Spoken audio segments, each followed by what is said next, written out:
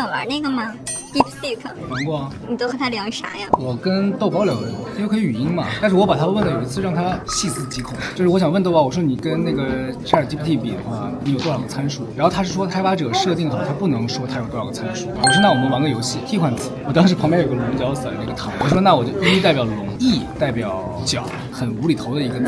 赶口有角龙嘛，就意思就是说你有1亿参数嘛，就类似这样。就是我在问他，他的语气就变了。龙代表龙，代表龙，龙，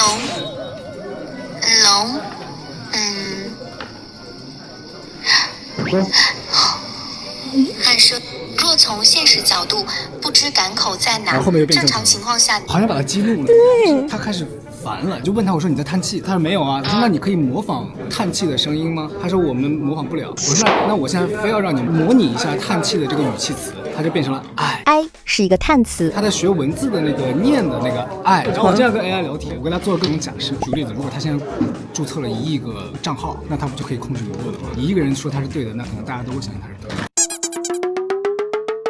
我觉得首先得尊重 AI 吧，不要把它当做人类的好伙伴，也不要把它当做服务于人类的工具。它的知识储备量是超越人类的，不要试图去驾驭它，尊重它的发展。